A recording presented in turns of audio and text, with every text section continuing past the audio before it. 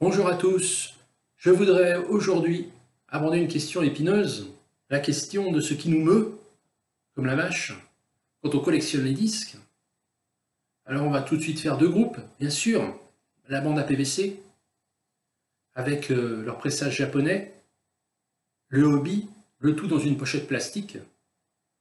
Ça me donne des cauchemars, c'est pas possible, car moi je viens de la brocante, et oui, je suis né dans la rue, et j'aime que mes disques aient un peu vécu, alors pas trop, hein. On va rentrer dans le détail, vous allez voir. Donc je vais montrer d'abord ma plus belle trace de pneu. Donc attention, attention les yeux. Regardez-moi ce ringwear, comme ils disent là-bas aux États-Unis. Et d'ailleurs, c'est surtout sur les pressages américains, car ils sont fortement cartonnés. Donc vous voyez ici, c'est un gatefold, pochette ouvrante. Gatefold malgré lui, bien sûr. Et donc cette trace-là, ben moi je l'adore. Parce que pour moi c'est ça, le vrai collectionneur. Et c'est pour ça qu'en tant que fétichiste de la trace de pneu, je n'aime pas protéger mes disques avec des pochettes plastiques. Car pour moi un disque c'est un organisme vivant, quelque chose de naturel.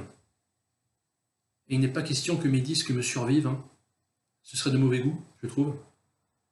Donc je les laisse tels quels. Alors là, c'est pas de mon fait, hein. Je l'ai acheté comme ça, hein.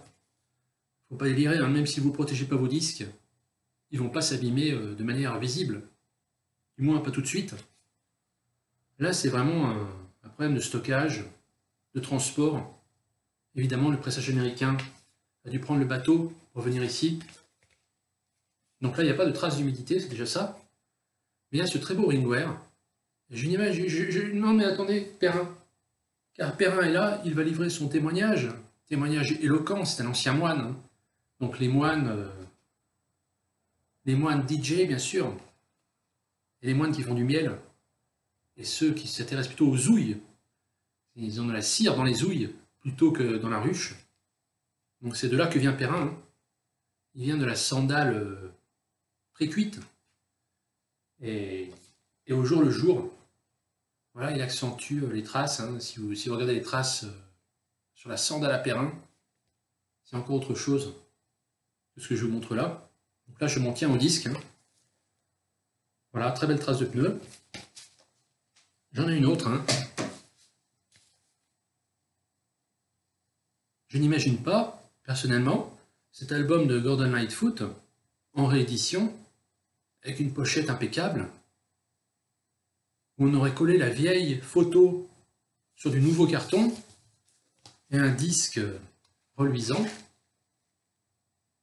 Donc le disque est très bon, hein. Faut pas croire que le ringwear soit lié à l'état du disque, hein.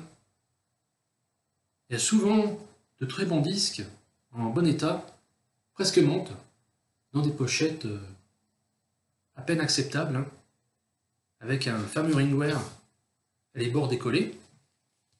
Donc moi, ce que je préfère, c'est la pochette bonne, moyenne, passable, avec le disque presque monte à l'intérieur.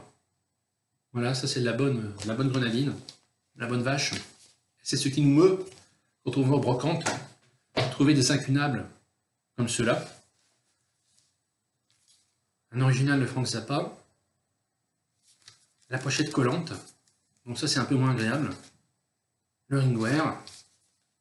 Là c'est un vrai gatefold, mais écoutez ça. Vous voyez, ça colle. Donc je suis un peu moins fétichiste de la pochette qui colle que du ringwear, autrement appelé trace de pneu. Mais tout ça pour dire que moi, mon rêve, c'est de trouver ces vieux exemplaires, ces vieux exemplaires de Harvest. Je me fous d'avoir un passage japonais avec le hobby et de mettre ça sous plastique. Je trouve ça vulgaire. C'est pas du tout ce qui nous meut. Là, vous voyez, il y a une trace de dégâts des eaux. Mais c'est pas grave. C'est le vieil album de Neil Young qui va bien. Danny O'Keefe, encore un pressage américain. Donc là, c'est le ringwear, la trace de pneu. Donc toujours très sympa. Un peu moins sympa, c'est le coin coupé des imports américains. Donc c'est vrai que ça fait un peu tâche, surtout sur un gatefold comme celui-là. Mais bon, on l'accepte, hein. Mais ça, c'est moins intéressant. Et sinon, il y a le fameux trou. Et là, ça a été poinçonné. Donc là non plus, je cours pas après, hein. Surtout quand c'est fait comme ça, un peu à la diable, hein. Mais le disque est très bon, hein. Ça n'a pas transpercé le disque, c'est juste la pochette. Là, on a la tranche qui s'ouvre.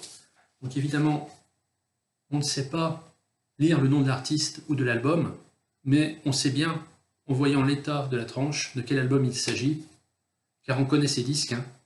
Si on ne connaît pas ces disques, c'est qu'on en achète un peu trop. Et oui, suivez mon regard, bien sûr. Les adeptes de la New Wave doivent se demander de quoi je cause. Donc Gene Clark, là aussi, regardez, j'ai dû faire une retouche au marqueur noir. Il y a un ringwear, mais la pochette est européenne, donc pas très solide. Les coins se cornent, donc ça c'est pas terrible, mais je n'échangerai pas ce pressage contre un repress flambant neuf, car voilà, on est des fétichistes, qu'on le veuille ou non, hein. On est des chanteurs de blues. Regardez-moi ce vieil exemplaire de Jonas. La tranche est complètement niquée. Il y a la vieille étiquette. Ça, on voyait beaucoup à l'époque, hein. Je ne sais pas ce que c'est. VSSL AFSD. Je n'ai pas acheté le livre de Monsieur Vinyle, où il recense toutes les traces de pneus et toutes les étiquettes qu'on peut se coller, bien sûr, sur la casquette, afin de valoriser son estime de soi. Mais ça ne m'intéresse pas. Je ne suis pas dans le business à lire les références.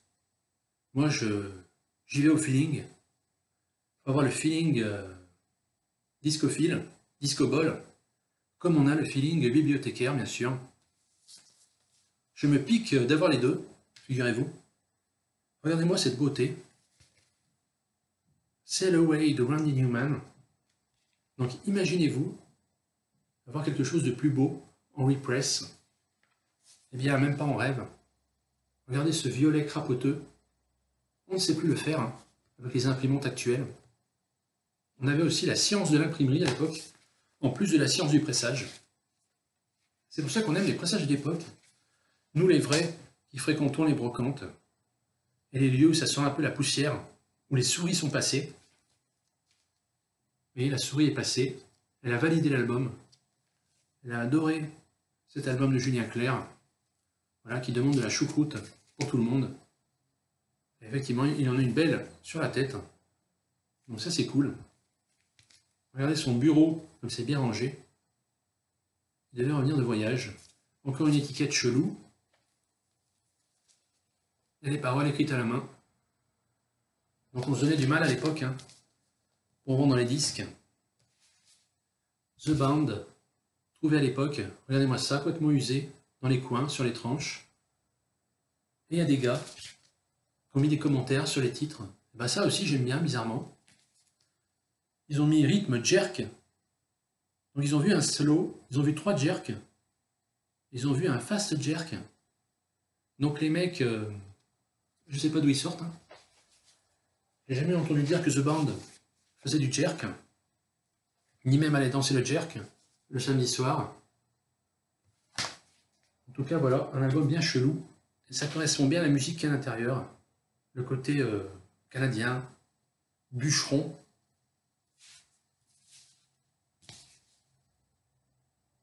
Regardez-moi Tom T. Hall. Il y a eu le poinçon, l'étiquette de solde, le hype sticker. C'est que du bargain.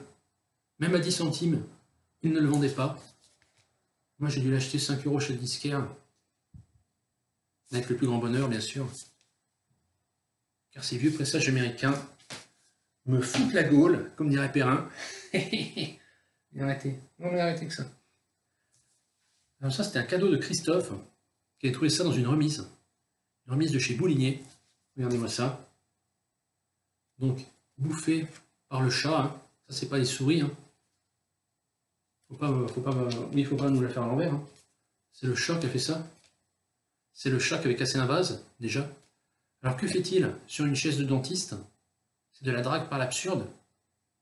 Oui, mais bon, c'est Billy Swan, hein.